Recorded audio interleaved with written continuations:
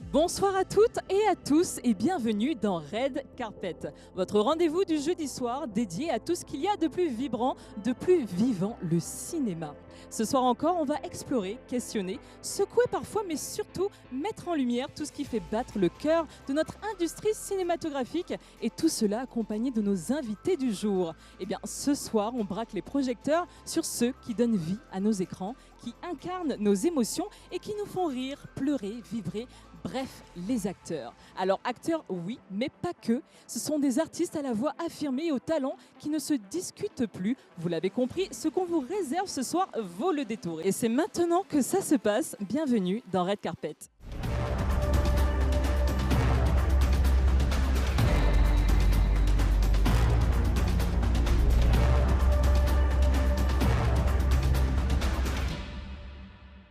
Je le disais tantôt, nous allons être accompagnés de nos invités ce soir, mais avant ça, nous recevons sur ce plateau nos chroniqueurs Herman Yédé, Prisca Judith et puis Christelle Zunon. Comment allez-vous ? Parfait, super bien, belle retrouvaille. Belle retrouvaille, en effet, ça fait un petit bout. Comment ça se passe ? Tu nous as beaucoup manqué. Vous également, en tout cas. Écoutez, on va pas tarder avant de plonger dans le cœur du débat avec nos invités. Petit détour par l'actu chaude du moment. Voici nos actualités brûlantes. On commence avec une plume qui fait son entrée dans l'image. La talentueuse scénariste Malika Ouattara sort son tout premier roman intitulé Mariée. Divorcée, veuve, mariée, ne me demandez pas où elle a trouvé en tout cas son inspiration. Et puis elle décide de l'accompagner d'un court métrage qu'elle a elle-même produite et puis réalisé par Henri Diagnamé. Une double naissance artistique qu'on salue et dont on vous propose un petit extrait tout de suite. Je m'appelle Maëva, je suis ivoirienne, je vis à Abidjan. Et je vais vous raconter mon histoire. Ma vie n'a pas été un long fleuve tranquille. Je veux un enfant. Peut-être que j'aurais dû écouter ma famille quand elle me disait de me méfier de toi. Je suis pas parfaite. Et j'ai jamais prétendu l'être. Je vis simplement ma vie, comme je l'entends. J'ai blessé aussi. Et j'ai été blessée. J'ai pardonné. Je t'aime mais je n'ai pas envie de te perdre. Aujourd'hui, je ne subis plus la vie. Et je veux vous embarquer dans mon monde. Faire l'amour est devenu un véritable exercice de fécondation. J'en ai marre. J'attends un heureux événement.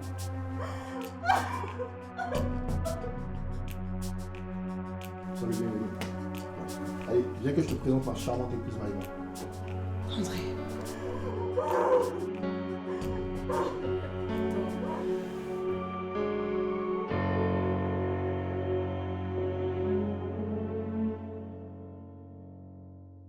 Alors, qu'est-ce que vous en pensez de cette initiative d'une jeune scénariste, romancière qui vient maintenant se mettre à la production et qui sort un court-métrage à titre promotionnel ? Alors déjà le titre il est poignant. Pour nous autres les mariés, ça fait peur parce qu'on entend marié, divorcé, veuve et marié, mais c'est une belle histoire qui est racontée déjà. Donc comme tu l'as dit tout à l'heure, c'est une belle plume. Et après, tenter donc l'expérience de la production pour en faire un court-métrage, pour permettre aussi à ceux qui ne peuvent pas donc aisément lire, d'aller voir le film. Cette double déclinaison est assez intéressante et c'est à saluer. Court-métrage, pas film. Moi, je suis très fière déjà de ce que Malika a entamé déjà, parce qu'on a vu plusieurs séries qu'elle a écrites aussi. Il ne faudrait pas oublier Fouteuse ou par exemple Maquisa, qui ont été faites aussi par Malika. Et déjà, entamer encore une nouvelle histoire, un court-métrage et être dans la production, moi je trouve que c'est embraser un nouveau défi. Voilà, donc Malika ne s'est pas contentée seulement d'écrire. Cette fois-ci, elle est derrière la caméra et franchement, on le dit bravo. Bravo encore à toi. Et puis, on enchaîne avec ce classique de la littérature ivoirienne dont l'adaptation cinématographique débutait le 24 mars dernier. Je parle bien sûr des frasques d'Ebinto. Eh bien, ça y est, le tournage est terminé. Il s'est déroulé sur 40 jours dans plusieurs localités ivoiriennes, Grand Laou, Dabou, Abidjan, avec une équipe de plus de 800 personnes, incluant figurants, techniciens, acteurs. Le film est d'ailleurs attendu pour novembre 2025 déjà. Et devinez qui on retrouve dans le casting : Ephraim Oka dans le rôle d'Evinto, Armand Lo en Monique et puis Maud Guérard en Muriel. Qu'en pensez-vous ? Ce qui est bizarre, c'est que le rôle, je vous jure, et Binto, j'avais déjà pensé à Ephraim. Ouais. C'est comme si j'avais déjà étudié le casting dans ma tête. Mhm. Donc j'ai hâte de voir déjà en novembre ce que ça va donner parce qu'on connaît déjà le jeu d'Ephraim. Et incarner encore un nouveau personnage devant l'écran, je pense que ce sera très intéressant. Ça met l'eau à la bouche en tout cas. Exactement. Et ce qu'il faut noter, c'est quoi? Comme il y a eu la polémique au niveau de la distribution qui avait été entamée au début du lancement du projet, c'est bon de savoir aussi qu'il y a cette réconciliation. Un bel acteur qui a un beau jeu de rôle comme cet acteur ivoirien, ça fait plaisir, c'est beau à entendre et je pense que ça va réconcilier tout le monde. Super, en tout cas, rendez-vous en novembre 2025. Côté récompense maintenant, toujours dans les actus brûlantes, le film Gla continue de rafler tout. On peut dire ça, en tout cas, il vient de décrocher son 8e trophée, cette fois-ci au Young Achiever Africa Award 2025 qui s'est passé au Rwanda avec le prix de Best Young Director Movies. Bravo à l'équipe. Et puis déjà, le réalisateur Landry Agbadou enchaîne avec un nouveau long métrage intitulé Sacrifice. Eh bien, vous savez quoi? Je crois qu'on l'a à l'antenne si la régie est prête. Allô Charles? Oui, Mario. Content de t'avoir en tout cas au téléphone, comment ça va? Ça va, chez toi. Ça va très bien, merci. Alors, suite à ce succès retentissant, en tout cas on peut le dire comme ça, de Gla, les prix se sont enchaînés pour toi. Tu t'es attelé immédiatement à un autre projet, Sacrifice, c'est bien ça? C'est ça, le sacrifice. Sacrifice, tu nous en parles un peu? Bah, le sacrifice, c'est un autre thriller qui traite d'un jeune qui se retrouve captif dans un rituel. Il est pris au piège par deux personnes qui lui offrent l'aumône, mais à la vérité, voilà, ils en veulent à quelque chose de particulier chez lui. Voilà. D'accord, et à quelle date on peut s'attendre à voir ce résultat? Mi-juin pour les premières sorties. Avant-première et première. Ouais. Et puis juste après ça, voilà. Super, en tout cas on a des images après qu'on va lancer pour nous mettre déjà l'eau à la bouche. Mais bon, Glace a été fait en 4 jours. Cette fois-ci, Sacrifice, c'était en combien de temps? En fait, j'aime plus trop le dire. Mais ça a été fait en moins de jours que Glace. Non.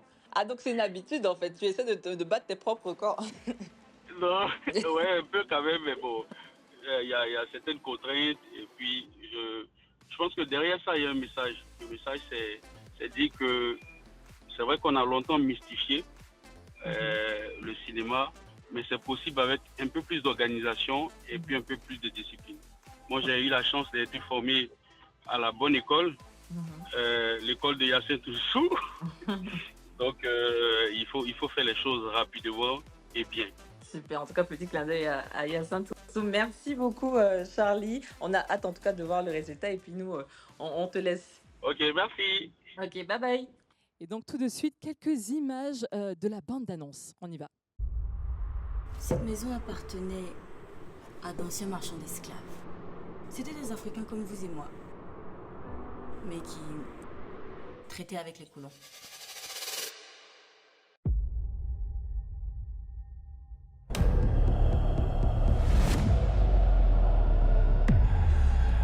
Cette maison, c'est une tombe.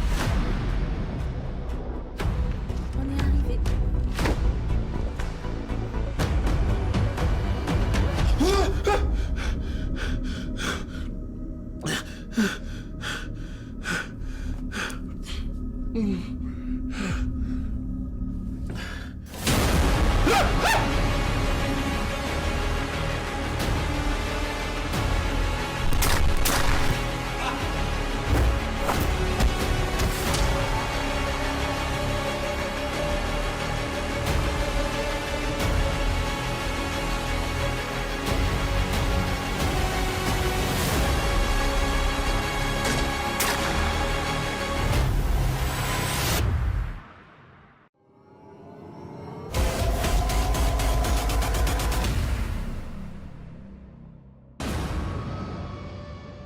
C'est important de signaler ici qu'il y a quand même une petite discussion entre les différents types d'écoles. Donc, c'est ceux qui disent qu'on peut faire une telle production en moins de quelques jours, donc dans un cycle court, et ceux qui disent qu'il faut prendre le temps, se donner le temps pour bien développer son idée en faisant un cycle un peu plus long. Mais déjà, c'est bon de féliciter l'artiste par rapport à ce qu'il a fait, et aussi parce qu'il y a des prix qui le récompensent. Donc ça veut dire que c'est possible. En effet, ça se soutient. J'aimerais renchérir à ce que Eman vient de dire, parce que j'ai l'impression que Chali est en train de démystifier le cinéma. Oui, parce que tout le monde, déjà avec l'idée d'un film, normalement un film ça prend 1 mois. Et déjà avec Gla, il en a fait en 4 jours, et Sacrifice en 3 jours. Donc effectivement, Chali est en train de nous montrer que c'est vrai qu'on a des longs métrages qui durent, mais on a la possibilité de tourner en 4 jours ou en 3 jours. Et aussi avoir un prix, hein, parce que je tiens à le féliciter pour Mais ça. ce qu'il faut retenir, c'est quoi? C'est que chacun a sa signature. Et je pense que lorsqu'on retient cela, on félicite effectivement le bon résultat, que ce soit court ou que ce soit long. Moi particulièrement, je salue la constance de Landry.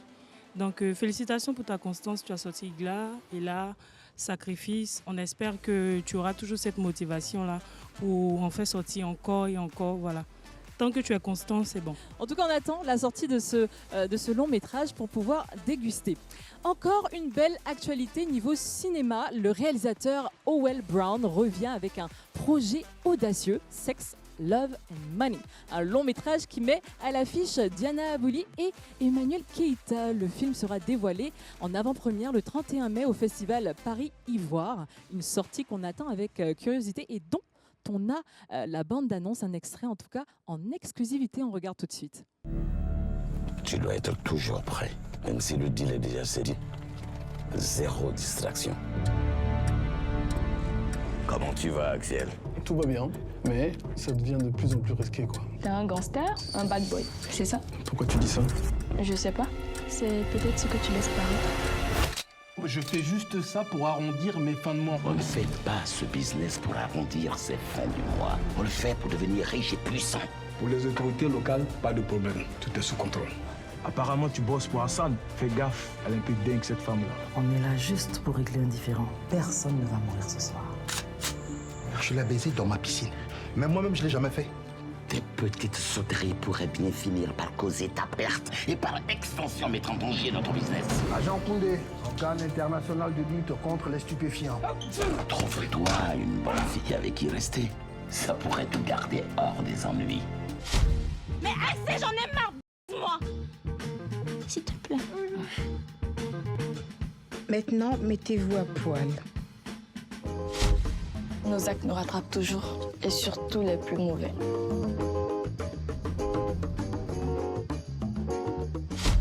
On navigue dans un monde plein de requins. Alors il faut savoir sortir ses griffes de temps à autre. Est-ce que tu as les diamants? Voilà tes putains de diamants! Allez, viens. Le business nous attend. Et si je venais bosser pour toi? Ça, jamais. Reste concentré, frère.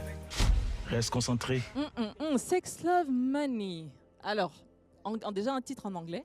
Ouais, mais son nom, il est en anglais, t'entends, Howell Brown, donc c'est Okay, normal. Il est constant. Oui, quand même, il est constant. Et il a pris 2 personnes avec 2 personnalités pas vraiment différentes parce que ces 2 femmes-là ont un sexe à pile assez prononcé.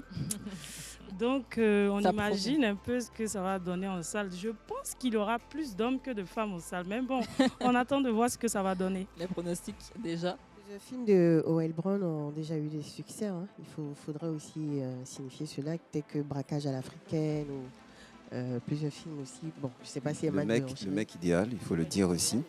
Ce qu'il faut ajouter aussi, c'est que pour ceux qui le suivent depuis longtemps, c'est cette capacité qu'il a à traiter les sujets et à nous faire rentrer dans les différents personnages. Ça, c'est important. Donc, moi, je salive de voir ce nouveau film. Effectivement, les hommes allaient forcément saliver. On ne sait pas de sexe, et on a deux belles actrices qui sont à l'affiche. Donc, pourquoi ne pas saliver? Voilà. En tout cas, on attend la sortie avec curiosité. Le film se déroule au cœur de la capitale abidjanaise. Et puis on termine cette séquence d'actualité brûlante avec la délégation de professionnels du cinéma ivoirien envoyée à Cannes à l'occasion du festival. Une initiative pour positionner la Côte d'Ivoire sur la scène cinématographique africaine et puis internationale. Établir des partenariats, promouvoir les talents locaux et attirer des investissements dans l'industrie cinématographique ivoirienne. En tout cas, c'est toute la vision de cette démarche. Une démarche qui cependant a suscité quelques taches d'huile sur les réseaux sociaux. On en parle. Alors, il faut féliciter le ministère, les deux ministères qui ont soutenu cette initiative. C'est un festival de renom et c'est important qu'il y ait une délégation ivoirienne. Mais il faudrait que la prochaine fois, cette délégation soit beaucoup plus diversifiée et permette aussi à plusieurs intervenants de pouvoir y aller parce que c'est aussi une vitrine et faire mieux connaître notre industrie montante. Mais quand tu dis diversifier dans quel sens? Dans le choix, effectivement, des membres de la délégation, pour le dire ainsi. Après, ce n'est pas à nous de décider, mais c'est un souhait, parce qu'il est important que tout soit présent. On ne peut pas prendre tout le monde, mais c'est important que tout soit présent, c'est tout. En tout cas, ça a été reproché par quelques intervenants sur les réseaux sociaux. Christelle Zunon, un avis? Je pense qu'il est temps d'avoir un film ivoirien au Festival de Cannes nominé et voir des acteurs parce que je ne veux pas être due. J'ai vu que à l'affiche, il y avait plusieurs réalisateurs qui partaient chercher que de partenariats. Mais il n'y en a pas beaucoup de nos jours des films ivoiriens. Bon, à part c'est un film de Philippe Lacoste, il n'y a pas beaucoup de films ivoiriens qui sont sélectionnés au Festival de Cannes.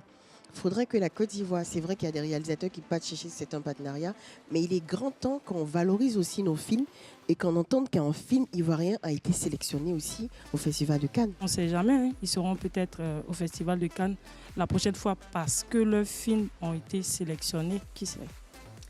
Merci à tous et à toutes en tout cas pour vos avis qu'on respecte. Et puis voilà, on vient de faire le tour des actualités brûlantes et il est maintenant temps de retourner sur notre plateau. Oui, c'est l'heure de notre focus sur nos invités avec deux artistes au parcours singulier qui chacun à leur manière marquent l'univers du cinéma ivoirien. C'est tout de suite dans Focus sur les invités du coup.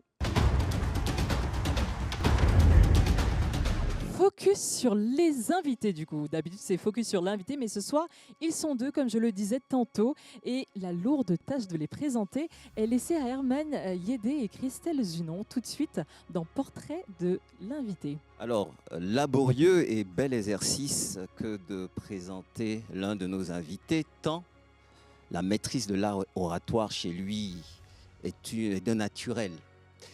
Alors, né en septembre dans l'ouest de la Côte d'Ivoire, l'un de nos invités est un expert dans la polyvalence artistique.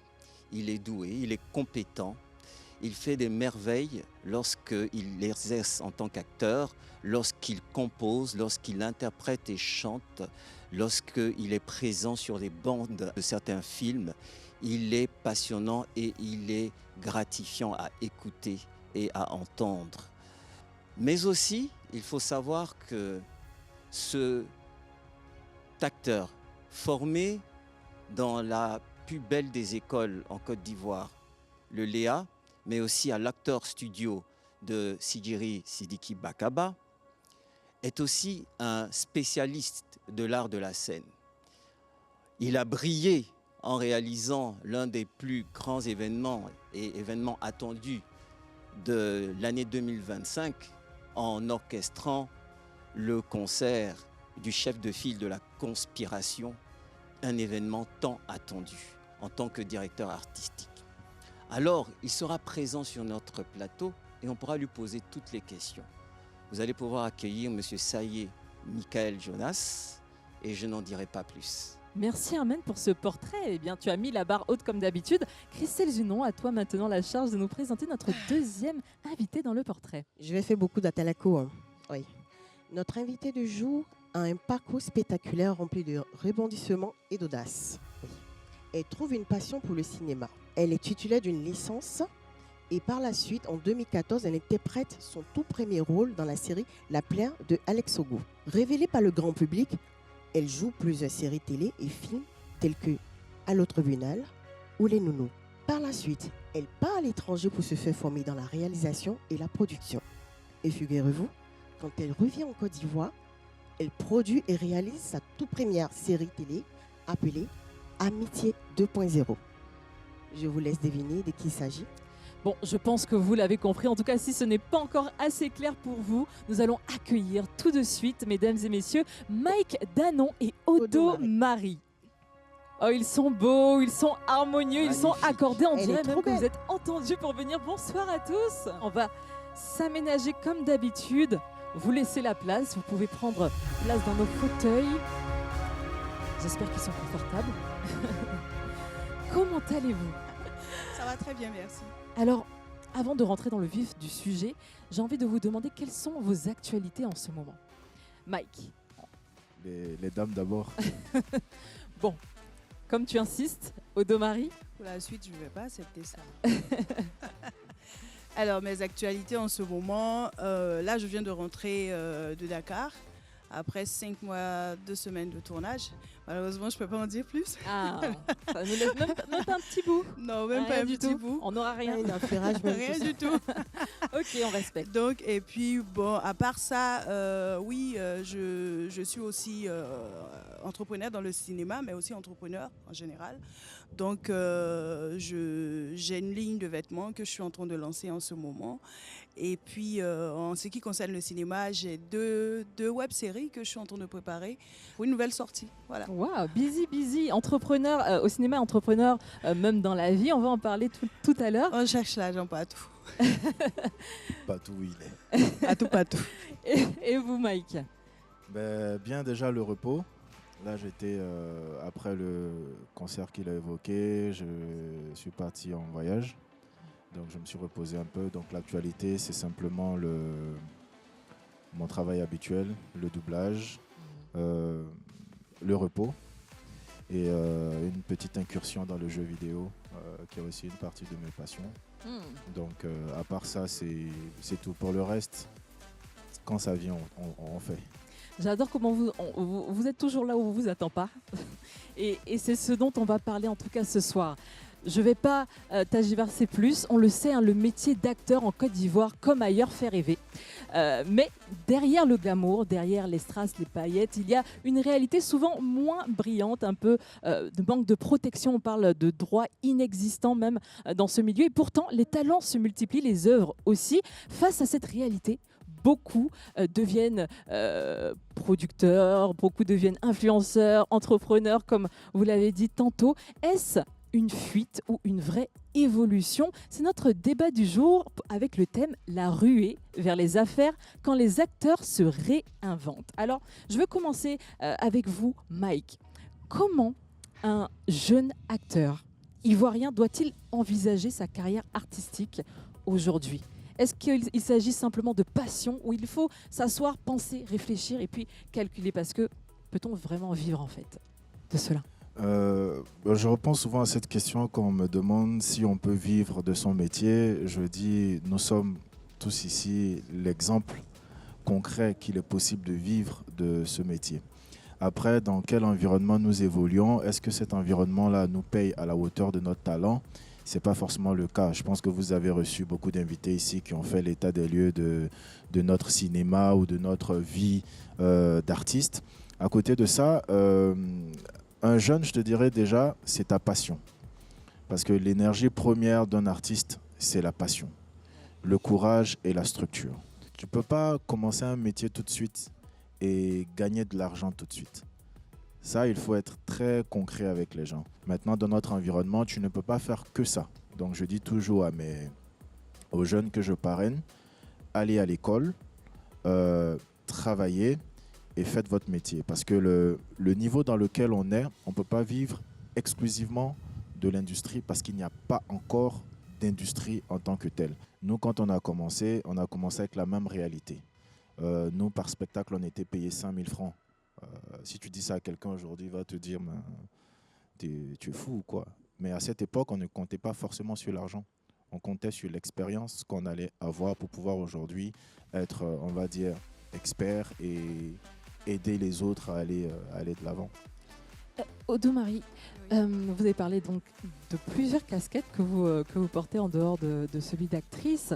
Est-ce qu'aujourd'hui c'est une nécessité en fait de porter ces plusieurs casquettes pour être pertinent dans ce milieu-là, pour continuer à être pertinent? Non, enfin, déjà moi, à la base, je suis très passionnée d'entrepreneuriat. J'ai commencé à entreprendre dans la lingerie. Au début, j'étais que actrice et j'avais une ligne de lingerie. Donc déjà, moi, d'habitude, je suis une fille, j'aime beaucoup bouger. Enfin, je me fais appeler même la femme qui bouge. J'aime toucher un peu à tout. Mais après, moi, je rejoins Mike. La réalité est là. On n'est pas encore dans une industrie. On ne va pas se voiler la face. Mike l'a dit, avant, il faisait des pièces de théâtre à 5 000. Moi, je me rappelle à mes débuts, souvent même, je n'étais même pas payée. Souvent, j'étais payée à peine. Je me rappelle, dans ma toute première série, enfin l'une de mes premières séries, on a fait pratiquement 2 mois de tournage, j'ai été payée à 25 000. Mais aujourd'hui, c'est très très loin de là. Donc ça veut dire qu'il y a de l'amélioration. Donc il est très important aussi de dire aux jeunes, il faut qu'on se forme, il faut qu'on s'organise. Parce que moi aujourd'hui, je dis, il y a certains quand même si nous tous on ne vit pas de ce art-là, mais il y a certains qui touchent quand même un peu plus gros que d'autres. Pas forcément parce qu'ils sont trop bons, mais souvent parce qu'ils sont très organisés, ils connaissent leurs valeurs, ils savent taper sur la table quand ça n'arrange pas, ça n'arrange pas. On est dans un business. Voilà. Je pense que j'ai résumé. Si tu es très bon et que dans ce que tu donnes à l'écran, ça pète au score, bien sûr, le réalisateur d'après va te vouloir. On vous voit beaucoup rapidement promouvoir l'autonomie créative. Est-ce que vous pouvez nous décrire ce que c'est l'autonomie créative? Bon, déjà même l'autonomie créative, le mot même est trop compliqué. Tu es un artiste, tu es un créatif. Ça veut dire que chaque jour, ça doit tourner dans ta tête. C'est comme tu te lèves, tu dis bonjour. Donc ça déjà, à partir du moment où ta mécanique de créativité, elle est efficace, on va dire il y a l'autonomie et tout, le gros français qui va avec. Mais déjà, toi, tu es un créatif. Moi, parfois, quand je reçois des projets, je ne pars même pas sur, on va dire, l'expertise technique ou XY. J'apprécie juste le produit à sa juste valeur, comment l'améliorer, et on y va. Tu vois, quand je travaille en post-production, la plupart des produits que je reçois, parfois quand c'est un peu compliqué, c'est là où on m'appelle. Mais quand j'arrive, je ne cherche pas le problème, je cherche la solution. C'est-à-dire que si on est tous dans une dynamique de c'est quoi la solution? Et en règle générale, je m'en fous de qui tu es. Je m'en fous de si tu as bac plus 15 du cinéma ou bac. Je dis juste, qu'est-ce que tu as fait? Tu regardes, ce qui est bon dedans, on prend, ce qui n'est pas bon dedans, je jette. Parce que ta créativité, elle est exactement sur ce produit sur lequel tu es en train de travailler. Et ta tête, elle tourne tout de suite. Tu trouves la solution, tu règles. Mais quand tu es un créatif, tu dois être sur tout. Et quand je dis tout, c'est vraiment tout doit bouger dans ton corps en fait. Merci. Déjà, il faut le dire, hein, c'est un honneur de vous recevoir tous les deux en même temps. Pourquoi? Parce que chacun dans sa qualité, vous avez montré une certaine résilience dont les jeunes ont besoin aujourd'hui dans ce pays. Déjà, la question qui est au bout des lèvres, c'est de dire aujourd'hui, lorsque un directeur de casting ou bien un producteur vous appelle sur un film, vous avez l'impression qu'on vous appelle par rapport à votre talent, vos compétences ou juste par rapport à l'image que vous représentez pour le moment. Quel est votre ressenti, sincèrement? Le regard. C'est une vraie question, une question sincère. La question, elle est sincère et je vais répondre sincèrement. Quel est mon objectif? En t'appelant, quel est mon objectif? Si ce qui m'intéresse, c'est les 2 millions de followers de Odo, je vais chercher Odo pour ces 2 millions de followers. Mais ma responsabilité, c'est de m'assurer que le produit dans lequel je mets Odo soit performante. Parce que la performance de Odo va permettre de satisfaire ces 2 millions d'abonnés. Il va permettre de satisfaire mes 1 million d'abonnés. Il va permettre de satisfaire mes investisseurs. Donc, c'est un partenariat gagnant-gagnant. Il n'y a pas de non à gauche. Non. Business is business. Moi, j'aimerais Marie, elle savoir. voulait répondre, je pense. Alors, en tant que productrice, quand j'appelle une actrice, généralement, moi, j'aime des actrices qui en jettent, qui ont du chien. C'est pas forcément être belle, avoir un beau corps, mais qui ont un truc. Donc, si tu as le talent, que tu n'as pas le truc que je recherche, je ne vais pas t'appeler. Si tu as le truc, que tu n'as pas le talent. Donc, c'est vraiment un ensemble. Et moi, quand on m'appelle, je me dis jamais on m'a appelé juste parce que je suis belle. Parce que même si tu es belle, tu es belle, je ne sais pas à quel point, si tu as joué une fois et que tu as été très nulle, on ne va plus jamais t'appeler. Parce que tu n'es pas la plus belle. Il y en a qui sont belles et qui sont encore talentueuses. Donc, on m'appelle parce que je suis belle, parce que j'ai du talent, parce que j'ai beaucoup d'autres choses peut-être aussi que je ne vois pas moi-même. Voilà. Christelle, Moi, j'aimerais savoir, Odo Marie, quel a été le déclic qui vous a emmené à embraser, par exemple, la réalisation? Ou que ce soit Mike, vous étiez tous les deux acteurs. Qu'est-ce qui vous a emmené à embraser d'autres métiers, en fait, en dehors du cinéma? Que ce soit directeur artistique ou réalisatrice. Je me permets de commencer. Bon, moi, c'est bizarre, j'étais à une conférence avant-hier, on m'a posé la même question. Avec moi, le déclic, c'était tout simple. Déjà, moi, j'ai découvert beaucoup de choses au fur et à mesure. Au début, je savais que je voulais être actrice. Et au fur et à mesure, j'ai senti que j'avais des histoires à raconter. Tu me connais un peu, il y a longtemps, je faisais des petits groupes, on essayait de faire des petites web-séries, ça ne marchait pas. Et de groupe en groupe, finalement, un jour, j'ai décidé d'y aller toute seule. J'ai écrit un Babatia à tout prix. Mais quand j'ai écrit un Babatia à tout prix, quand j'ai commencé à tourner, franchement, c'est-à-dire organiser le tournage, m'occuper de tout ce qui est vraiment la manière dont je me suis sentie, la manière dont mon âme vibrait, j'ai compris que, mais en vrai même, je suis sûre que je ne suis pas venue au cinéma pour être actrice. Je suis venue pour raconter des histoires. Franchement, un Babatia à tout prix, ça a été le déclic. Parce que c'est à partir de un Babatia à tout prix que j'ai décidé, j'étais en train de faire une licence en banque, finance et assurance. C'est à partir de un Babatia à tout prix, pas parce que même ça a marché, hein, mais la manière dont je me suis sentie là, j'ai compris que c'était ma mission de vie. J'ai compris que non, c'est là que je devais être. Donc c'est là que j'ai tout lâché et que je suis partie je suis partie en Tunisie pour la formation et puis depuis là, j'essaie vraiment de consacrer 70% de mon temps au cinéma, quoi. Je pense que Odo, tu dois encore appuyer sur le truc là. Parce que généralement, les gens te voient, elle est belle, elle est belle. Oui, forte. au début, ça me frustrait en fait. Je me disais, peut-être c'est moi qui ne montre que mon corps, c'est moi qui ne sais pas faire et tout. Mais au fur et à mesure, ça commençait à me plaire. Parce que je me suis rendu compte qu'à chaque fois, on me dit, oui, mais je ne savais pas que tu étais comme ça, toi. Je ne savais pas que tu étais une bosseuse. Donc finalement, j'aime bien qu'on se trompe sur mon compte, qu'on pense que je suis juste un corps. Et puis après, on découvre que je ne suis pas qu'un corps. Je suis désolée. Mais Mike aussi, à un moment donné, au début, en tout cas pour nous qui connaissons au début, on le voyait, le grand sourire, le mec charmant, il faut le reconnaître.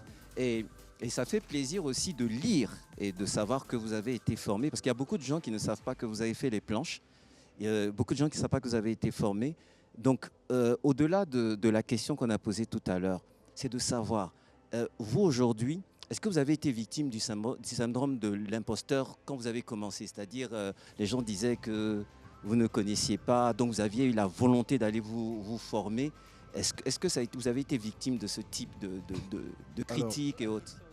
Alors, moi, par rapport aux deux questions, moi, je suis professionnel depuis que j'ai 16 ans. Voilà, j'ai eu mon certificat comédien certifié à 16-17 ans. Bravo, mais c'est important de le dire parce qu'il y a beaucoup de gens qui ne le savent pas. Donc déjà, moi, mon parcours personnel, je n'ai pas vraiment eu d'adolescence. Je suis rentré sur les planches, j'ai travaillé au théâtre et je n'avais même pas le cinéma en perspective. C'est quand on était à l'école pendant nos études, visionner des films, Hitchcock et tout ce qu'il y a comme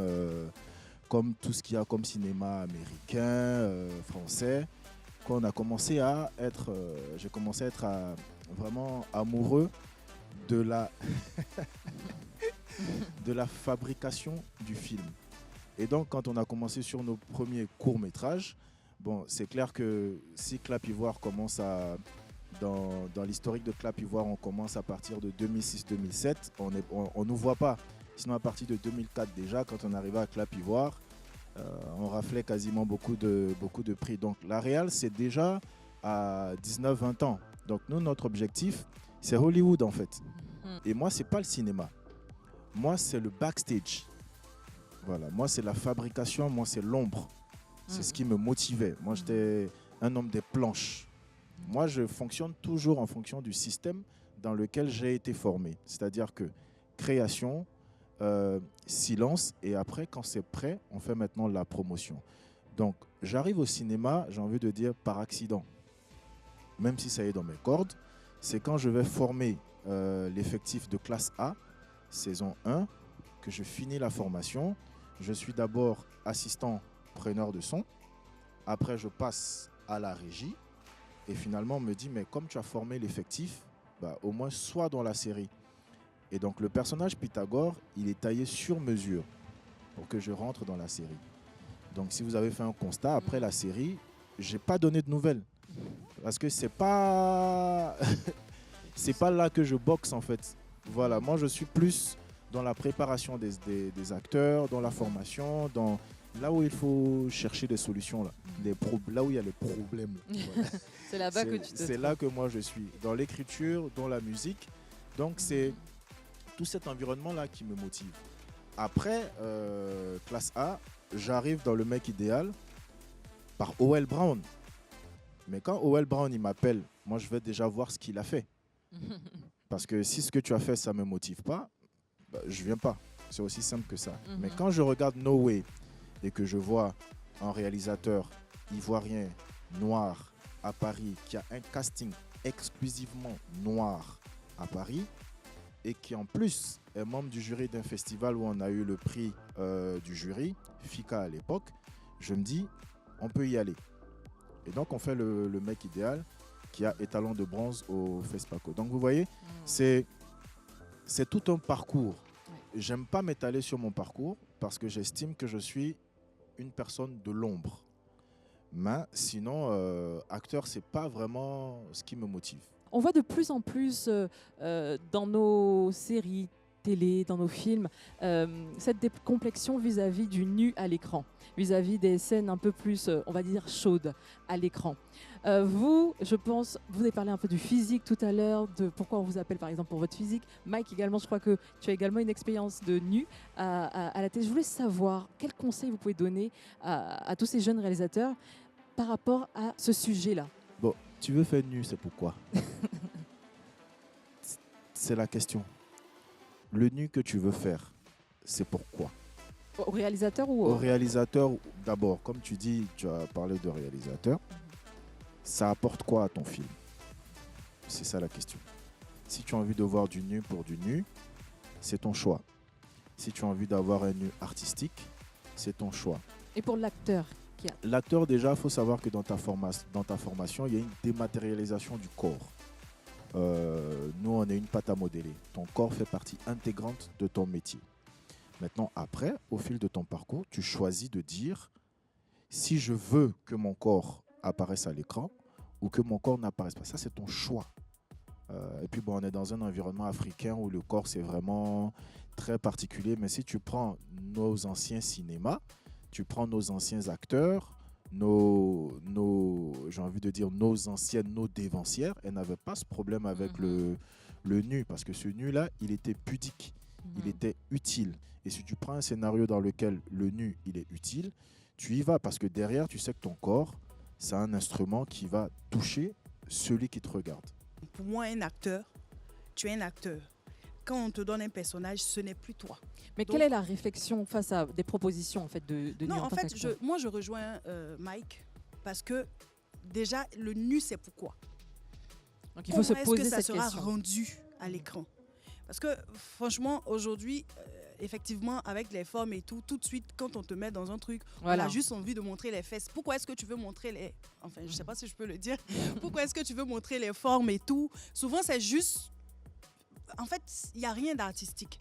Mais moi, aujourd'hui, mais moi, j'ai vu Mike dans un film, le dernier d'Apolline. Mais j'ai vu Mike, je me suis dit, mais c'est ça un nu. Tu te mets nu, même si on ne t'a pas payé, mais ça donne, c'est artistique. Mais moi, je n'aimerais pas me mettre nu juste parce qu'il faut être nu. Parce qu'il faut qu'on voie le corps. Non, mais quand c'est artistique, oui, j'adore. Quel conseil avez-vous à donner à un acteur qui veut avoir un bon plan de carrière? La formation. Moi, je pense que les vraies formations ne t'apprennent pas que à jouer. On t'apprend tout ça. Donc, la formation, c'est très important. Moi, je le disais tout à l'heure, aujourd'hui, les choses évoluent.